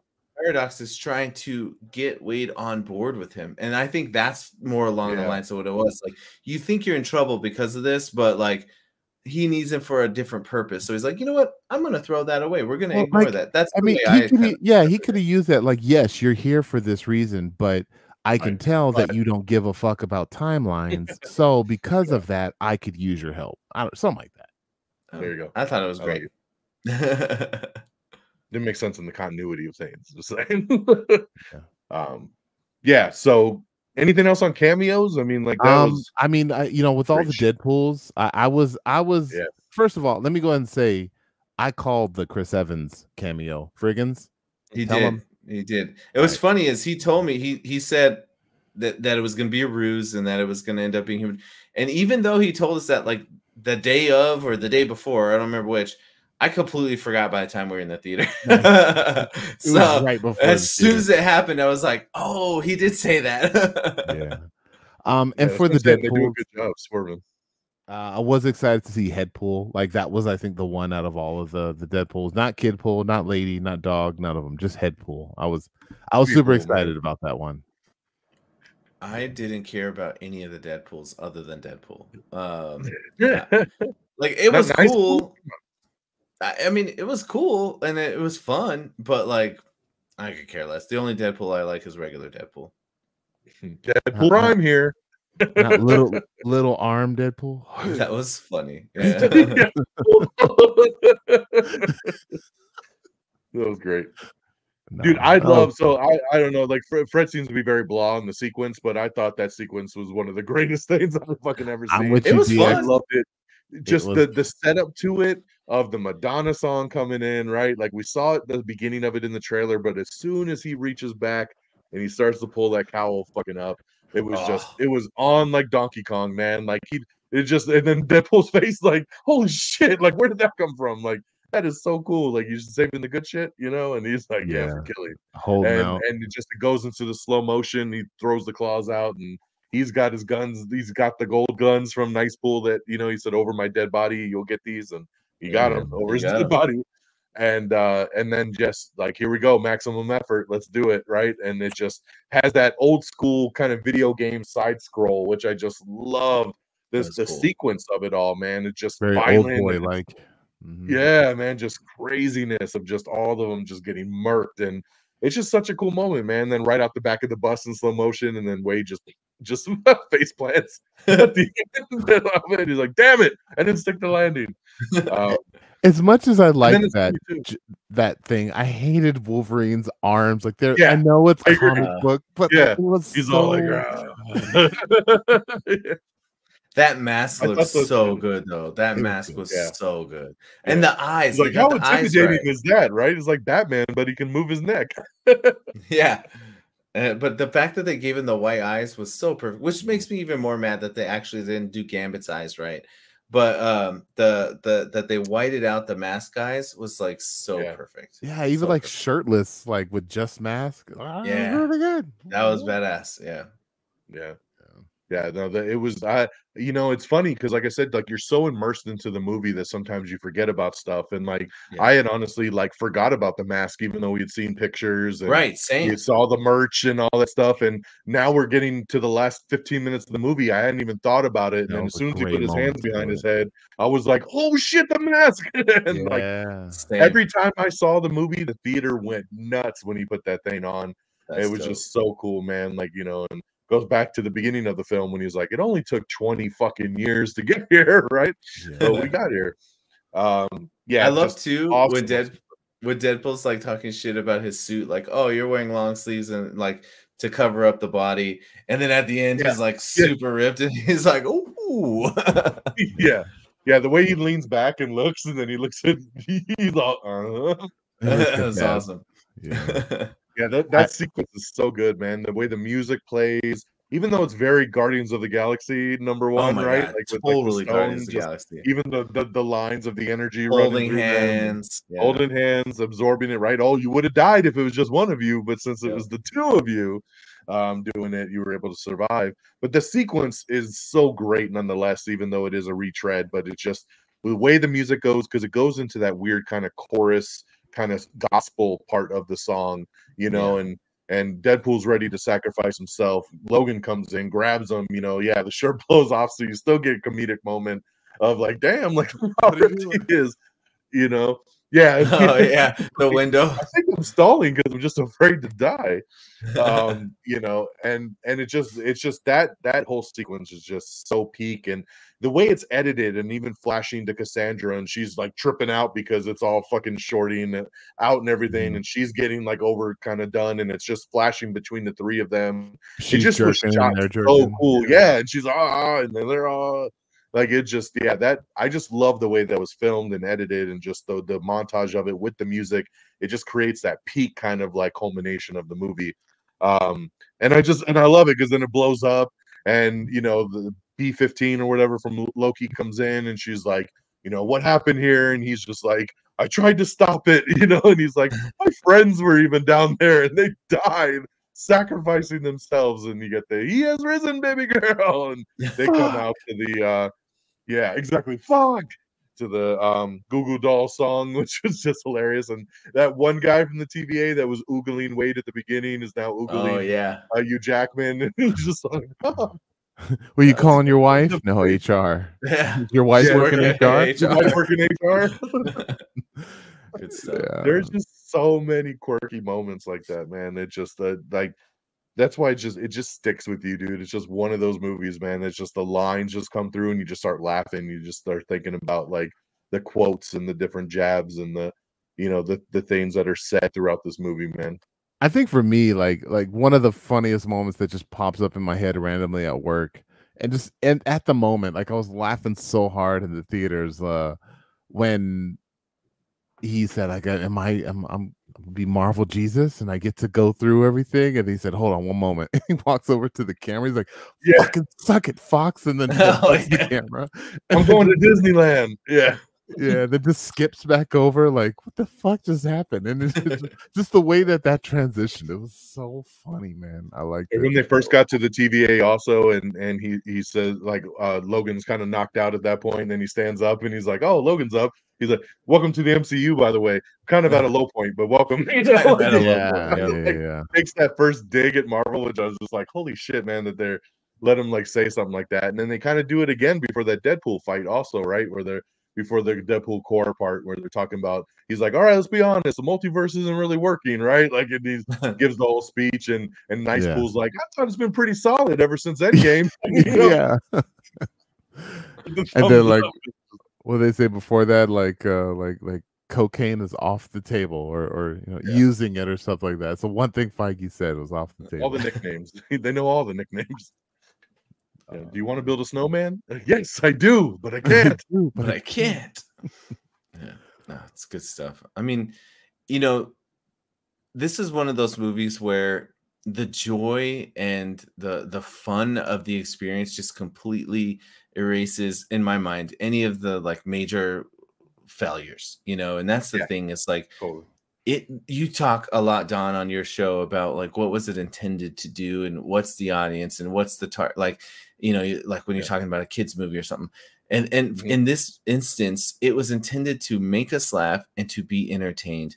And really, plot and story is stuff that comes secondary to all of those factors. This is like the blockbuster spectacle that you want to go in and just enjoy.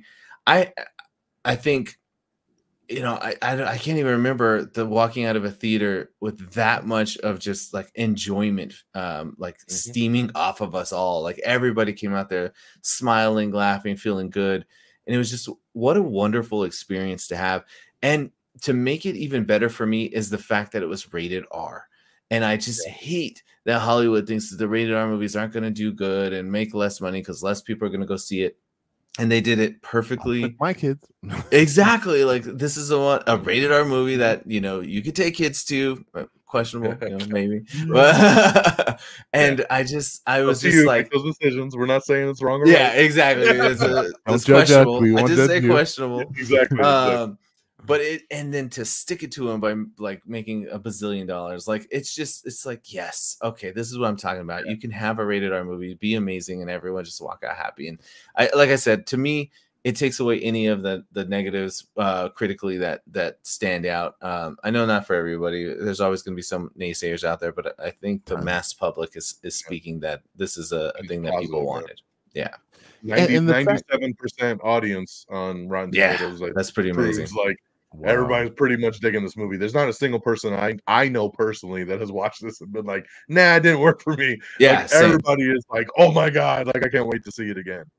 I mean, people that I don't even know, that don't even normally go to the movies, are telling me they wouldn't watch this movie. Like, you know, like it's people awesome. that aren't even fans of this franchise are asking me, hey, did you go see that movie that I know you probably saw? Yeah. I'm thinking about going to see it, you know. And it's just weird how big Deadpool is at this point. Like I know Friggins and we've been seeing Deadpool like for a while now, but like the fact that he is like right there next to like Spider-Man and Superman in terms of like popularity, that's nuts to me. I was telling Peeps, I got a toy of Deadpool back in the day, and I remember people being like, who's that? Why does Spider-Man have guns?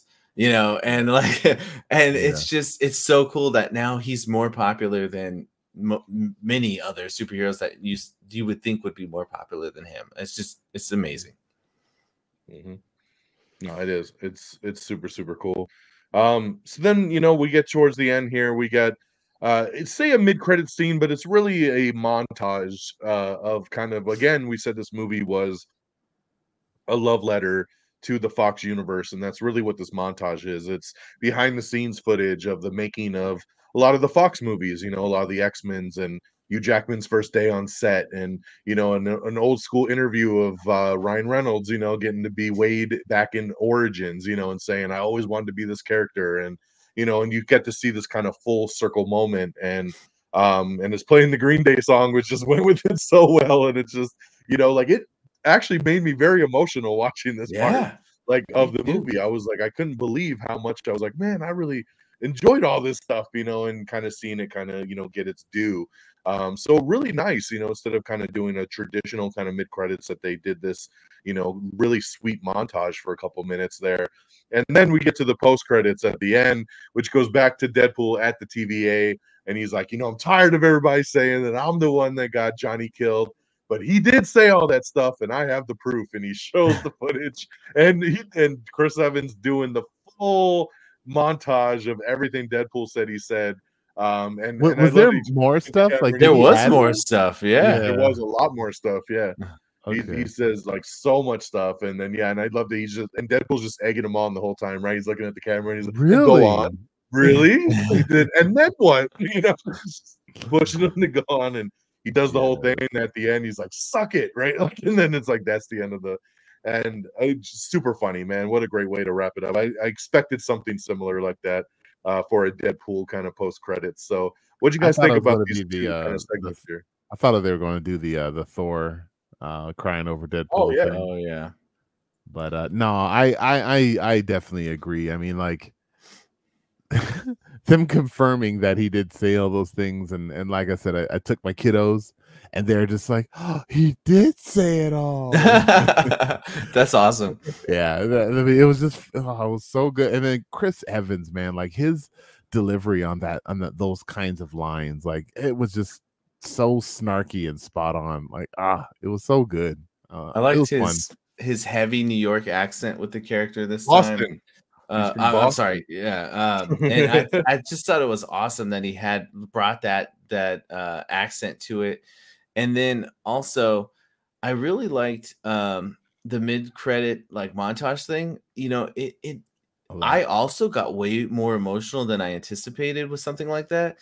And in some ways, it's actually made me rethink like my experiences with the X franchise specifically, but even some of those older Fox. And even though we have complained about them through the years and talked trash through the years, in a way, like I don't know why or how, but this movie and capped off with that mid-credit scene has almost made me appreciate them even more. And you know, like I feel a little bit more nostalgia towards those older films than I think I did before this happened. And it's like you don't really know what you have until it's gone a lot of the times. And I feel like that was you know, the first X-Men movie came out in 2000. And so we've been, you know, that's been a huge factor of our lives and, you know, over half my life. So it's just, you know, to finally kind of realize that it's gone and we're moving on to different things. It's just, I don't know, something about that just gave me the feels. And again, it's definitely made me appreciate the older ones a little bit more. Yeah, I definitely liked it. The scene. Yeah. But it didn't make me appreciate those movies. That's fair. I mean, I you know how I have my own salty, you know, mindset of it, and I will say, like, I think the first two are fine. Like they are good movies, especially for the time. But like it definitely had me think back to my mindset, and I remember going in and watching those movies and hearing the ting sound when Logan was punching people or getting punched in the face, and they're like, oh, I know why that's yeah that's good stuff. That's great stuff, man. Yeah. Yeah, you had to pause out. Well, he'll probably jump back in. Oh, he's trying. He's working on it. And he's back. All right. Technical difficulties. So let's talk box office, man. God damn, Deadpool and Wolverine debuting to $211 million. Making it the 6th highest domestic debut of all time. And the global box office just in those first 3 days at $444 million. I mean, it already has crossed the $500 million mark. This thing is well on its way to $1 billion. There's no doubt there. But just seeing the amount of box office on this thing, you know, the preview night, that Thursday preview night, when I think we all saw it the first time, it made like 36 million on that preview night, which was just insane. And then the first full day being Friday, it made $96 million just on that Friday alone. That's wild. Which just set it up for like, oh shit, this is going to hit 200 mil. And at the end of Sunday, they were like, okay, it did like 205, 206 million. And then when Monday rolled around and they got the final totals, it was like, damn, it did even more than that. It hit 211, which again is just like biggest R-rated debut of all time. I mean, it's just, and smashed it. Like the previous record was the first Deadpool movie at like 133, and this thing made 211. So, I mean, just goes to show you, you know, for everybody that said, you know, Marvel fatigue and superhero fatigue and all this stuff, and nobody wants to see these movies anymore. Yeah, here you go, biggest debut of the year, 211 mil. This thing's going to be at $1 billion within the next week. It is insane. I said that we wanted to see good ones, peeps, and this was a good one. Guardians 3 is too. It was good. Yes, yeah, man, that is nuts. Friggins, at the San Diego Comic-Con, those tickets that they had for that showing, folks didn't have to pay for that, right? No, San Diego Comic-Con had a special event on Thursday night where I think they screened the film. And You talking you, about the panel with Ryan and all that? yeah. So if you had a ticket, they you could streamed put it. in for a raffle to try and get picked to go.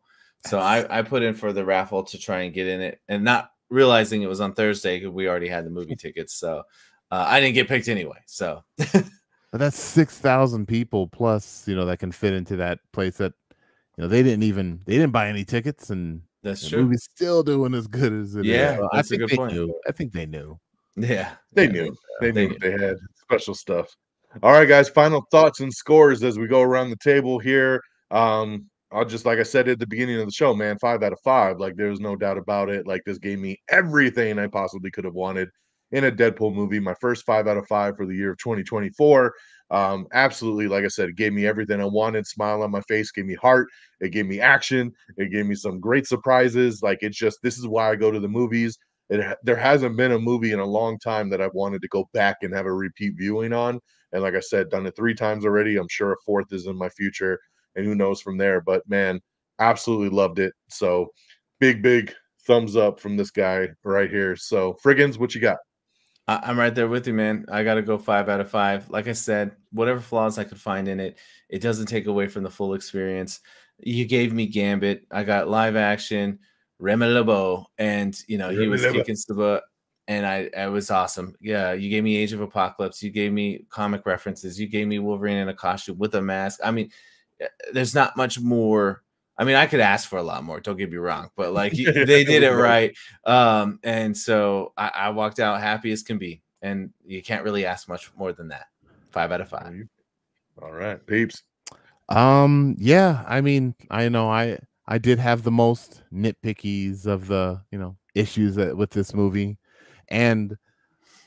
but as much negative as I can say about this movie, I definitely recognize its accomplishments. I mean, for Disney to take a risk like this, to release a movie where they reference cocaine and drop the F-bomb, what was it, 115 times? I think 119 times, or something 118. like that.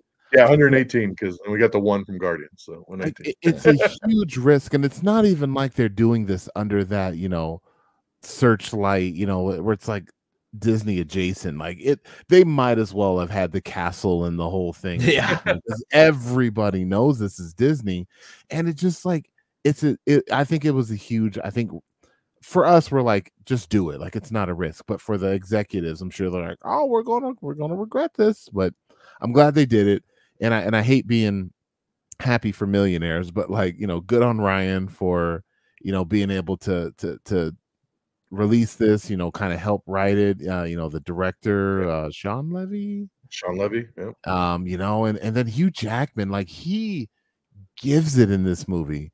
And yes, when he's talking to in the car telling Deadpool his feelings and his emotions, like, he's killing, like, in a movie where you don't think it's a Deadpool silly buddy cop movie, like, he's just killing these scenes. And he was fantastic.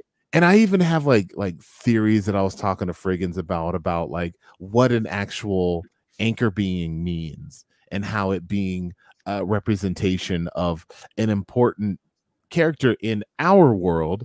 Like, if Logan and then Fox, gets sold, yeah, their anchor being's gone, and there will anyways, I have all these theories on it, and I just think that's fun and neat. And I think like a movie like this can be enjoyed for a long time.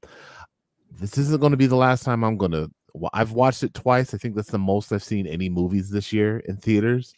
And I definitely want to go again, and I'm sure my kiddos are going to want to see it again. So for that, but like I said, I do have a lot of nitpickies, so that does adjust my score. I'm just kidding. It's a 5, like, no doubt. Yeah, buddy. Yeah. Good movie. Yeah, my daughter is bugging the hell out of me every day. When can we go see it again?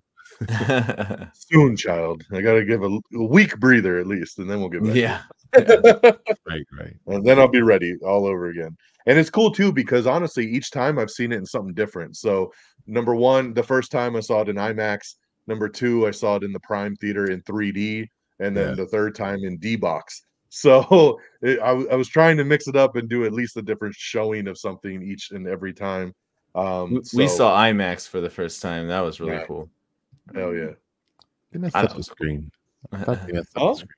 They didn't. So they messed up the screen before our showing, and like when the Captain America trailer came on, it was like all green and purple. You couldn't even see like what was happening, and I was getting scared. I was like, they're gonna mess this movie up, and then they finally like did a fix. So I think it could have been a little bit better, like picture, but it was still good enough. Yeah.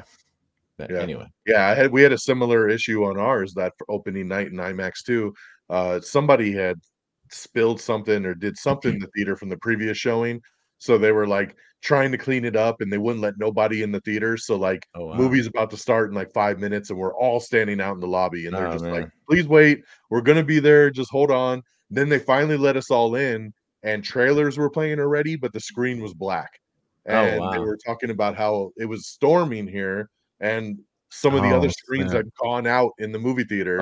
And I was like sitting there in the seat, and this is a totally sold out showing, and we're all sitting there watching a black screen, and I'm getting so fucking nervous. I'm like, oh my God, dude, of all movies, if this fucking thing doesn't turn on, I'm gonna be so pissed, you know. And then finally, like 3 trailers in, the screen lit up, and I was like, oh thank God, because I was getting, oh man, we were very, very worried there for a minute, for sure. Same with us. I know I was. Yeah. All right, and as we always do with every Marvel spoiler review, we do a little countdown at the end.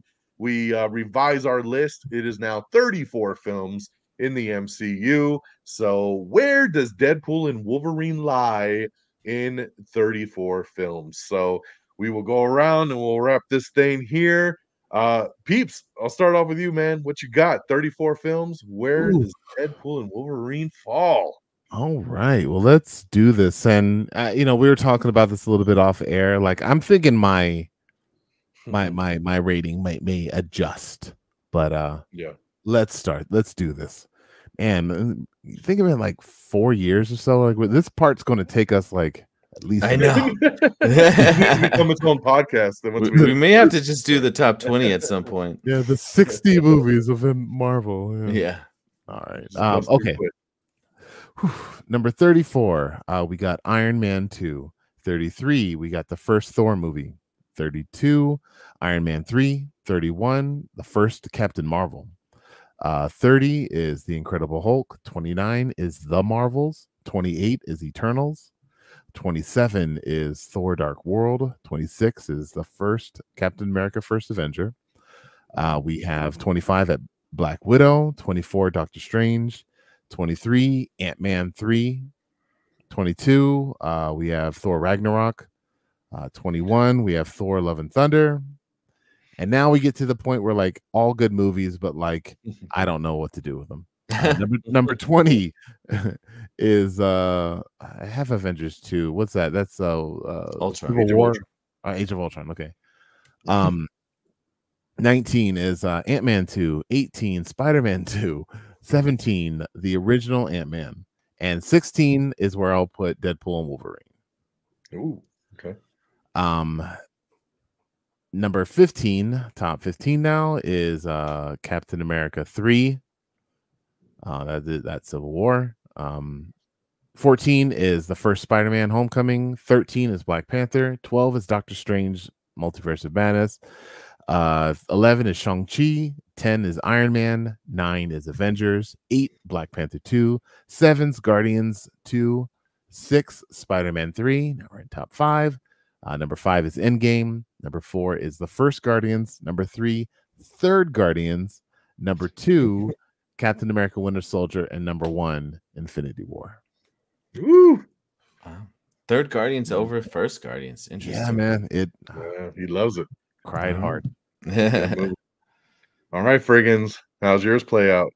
All right, so I too may adjust mine as well. I was having a hard time finding it here, but currently I have 34 Iron Man 2, 33 Iron Man 3, 32 Eternals, 31 Thor Dark World, 30 is The Incredible Hulk, 29 Ant-Man Quantumania, 28 Captain Marvel, 27 Thor Love and Thunder, 26 Ant-Man and Wasp, 25 Spider-Man Far From Home, 24 The Marvels, 23 Black Widow, 22 Avengers Age of Ultron, 21 Doctor Strange. So now top 20, Thor. That's the first one. Number 19, Wakanda Forever. Number 18, Guardians 3. 17, Doctor Strange Multiverse of Madness. Number 16, Ant-Man. Number 15, Guardians 2. Number 14, Spider-Man No Way Home. Number 13, Black Panther. Number 12, Thor Ragnarok. And 10 and 11 is where I'm like really struggling with these, but as of right now, 11, Captain America, the First Avenger, and 10. Way too high. I love that one. I can watch it over and over. 10 is where I'm putting Deadpool and Wolverine right now. Right. So it broke my top 10. Then I have Right. Shang-Chi at 9, Avengers at 8, Civil War at 7, Iron Man at 6, Spider-Man Homecoming at 5, Avengers Infinity War at 4, Endgame at 3, Winter Soldier at 2, and the first Guardians of the Galaxy is my number 1. Man, good. All right. And yeah, here we go, man. 34 films. It's always crazy to see how these all play out with everybody Right? every single time. Yeah. And as the other two guys have said, this could definitely where Deadpool and Wolverine lands kind of can shift. This was kind of really spontaneous right before we did the show. I was kind of like, where do I place this? So trying to I've figure been it out. thinking about it all week, man. And I have too. That's why I didn't place it until tonight because I was Right, like, I same, don't know where I'm same. gonna put this. Yeah. I've been stressing it because yeah, I don't know if I'm just riding a super high or like like where we go like a subsequent viewings kind of at home and not in the theater with a bunch of cool people. Like I want to see kind of how it plays out. So we'll see. So countdown 34 at number 34. Captain America: The First Avenger, dead last right there at 34. Number 33, Iron Man 3. Number 32, The Incredible Hulk. 31, Black Widow. Number 30, Eternals. Number 29, Thor: The Dark World. Number 28 is Ant-Man and the Wasp: Quantumania. Number 27 is Iron Man 2. 26, Thor. 25, Captain Marvel. 24, The Marvels. 23, Doctor Strange. 22, Ant-Man. 21, Ant-Man and the Wasp. 20, Black Panther: Wakanda Forever. 19, Black Panther. 18, Doctor Strange in the Multiverse of Madness. 17, Shang-Chi. Number 16, Spider-Man Far From Home. Number 15, Iron Man. 14, Thor: Love and Thunder. 13, Spider-Man Homecoming. 12, Guardians of the Galaxy Volume 2. 11, Guardians of the Galaxy Volume 3. Number 10, Captain America: The Winter Soldier. Number 9, Spider-Man No Way Home. Number 8, Thor Ragnarok. Number 7, Civil War Captain America. Wow. Number 6, Guardians of the Galaxy. What? Wow. Number Broke top 5, Deadpool and Wolverine. Number 5. Nice. That's where it slid in right there. Nice. And then, of course, our Avengers films. Number 4, Avengers Age of Ultron. Number 3, Avengers. Number 2, Endgame. And number 1, Infinity War. So, yeah, Deadpool and Wolverine, man, as I was sliding it, I was like, okay, more. I like that more. I like that more. I like that more. Oh, shit.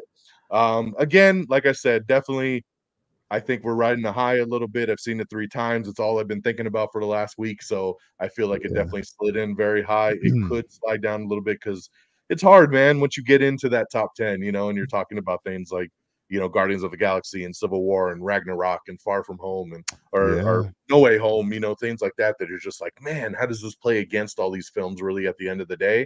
Yeah. But for right now, number 5, baby, that's just where the gut landed it. So that's our updated MCU countdown, my friends. Next year in 2025, we'll be kicking off the year with Captain America: Brave New World, and then we'll have Thunderbolts coming out once we kick off the summer, and of course the Fantastic Four. So we got 3 movies next year. We went from 1 back to 3. Now before we wrap up, I kind of teased it a little bit earlier, but I gotta say, real quick, bonus right here. Tony Stark coming back over here. Robert Downey Jr., Dr. Doom coming back for Avengers. Now we know it is Avengers Doomsday, which was a really cool kind of announcement. Peeps, I know you were there. Waited 48 hours in line to get into Hall H. and Never was again. ready for it. Yeah. And but we got the big announcement. We did get the confirmation. It had been rumored for weeks that the Russo brothers were going to come back. We got that done. It is signed and sealed. They are doing both Avengers movies, number 5 and 6. Of course, same guys that did 3 and 4, and did Winter Soldier and did Civil War. So like, and the same writers coming back. So we're bringing back the whole team. We're gonna do. Of course, they confirmed Secret Wars, which we already knew. But then there was another little Avengers movie called The Kang Dynasty that they said, we're not going to talk about that. And now it is Avengers Doomsday. And of course, to do Doomsday, the room turned green. We got to get a Doom. And they announced Robert Downey Jr. coming back to play Victor Von Doom. What is the thoughts here, man? Let's keep it brisk, but we had to talk about it. This is the hot news of the week. Some people love it. Some people hate it. Where is our head at with this breaking news here? I'll start with Peeps because he was in the room. So tell me, man, like what were you thinking when this news dropped? Like it definitely hit out of nowhere. I mean, I'm there standing up, screaming over everything else they've announced and I've seen so far. Energy is definitely high, and they did, and I'm sure you guys have seen the videos of the way that they presented this, and specifically the Russos, like they're like, you know, there's a character that we want to introduce, the most important character possibly to all of fiction, and I'm like, who are they talking? Like, my brain isn't computing. I'm like, I don't know what's happening. And then, you know, then the Doom Acolytes come out, and then it says Doomsday, and I'm like, yo. So I'm excited. I'm like, all right, that's the big news. And then like, well, we gotta, who's going to play this character? And then I'm like recording it. I mess up my video. I'm like, The Rock. Like, yeah, Henry Cavill. Yeah, I know. And then they show Robert Downey, and in all honesty, like at that moment, and even still to this day, when I'm clear headed, I think that is a great choice.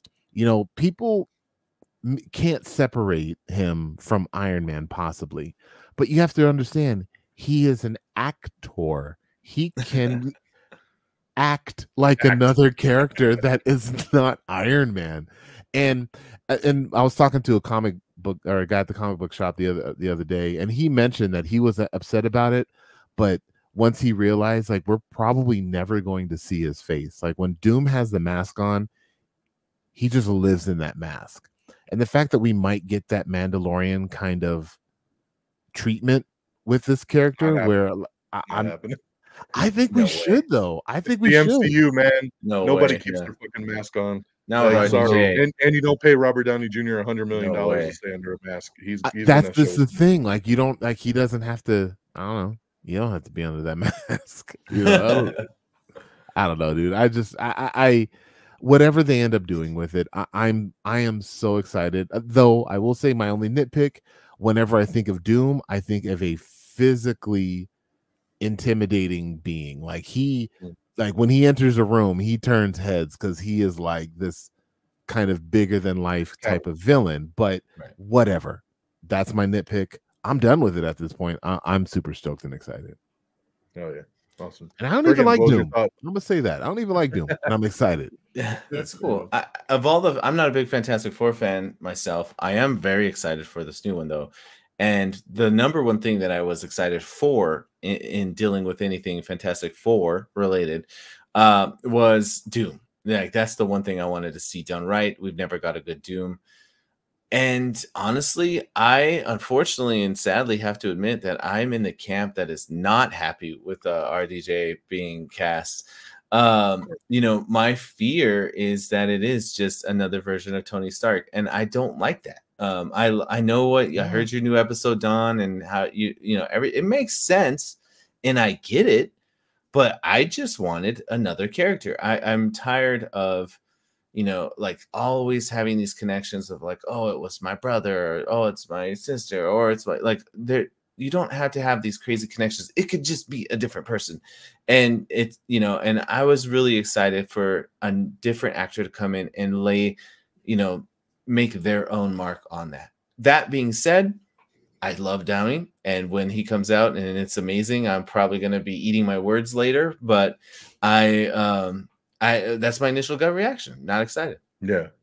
Yeah, Sure. and I mean, and that shares what the internet is at right now. I mean, it's a pretty. I don't want to 50-50 be the split. same as the internet, though. Yeah, Like, the oh, internet. No, but I it's a don't 50. wanna That's be. what I'm saying. It's a 50-50 split though across the internet, where 50% say it's great and 50% say, I wish it was, its own actor. I am definitely of the mind that I'm excited for it. I mean, I can't wait to hear more. I can't wait to see how they do it, right? Because there is so many ways. I mean, on one hand, Fred, he could have nothing to do with Tony Stark and True. just look kind of like him, that throws everybody off, right? Like, what the fuck? Like, that's kind of crazy, right? Like, I mean, even the way he came out of Comic-Con, right? He's got no facial hair, his hair's a little lighter. Like, he doesn't have to look like Tony, like True. he could just play a different character. On the other hand, I want him to be a variant of Tony Stark because I think it plays better into the storyline, right? Sure. I think I talked about it on my new podcast show, like that. Like I just think about Avengers fighting this guy that looks like their friend, and having to deal with that, right? Like Spider-Man seeing him take that mask off and being like, what the Yeah. fuck? And just like the guy he had mourned over for years is right in front of him as his latest villain, right? Like, can you think of like an opening to that Avengers movie where he murders fucking Pepper like in the first 5 minutes or something to set up how evil he is, right? And there's like right in front of his daughter or something, right? Like, I mean, they can play this in so many ways, and we're in a multiverse saga.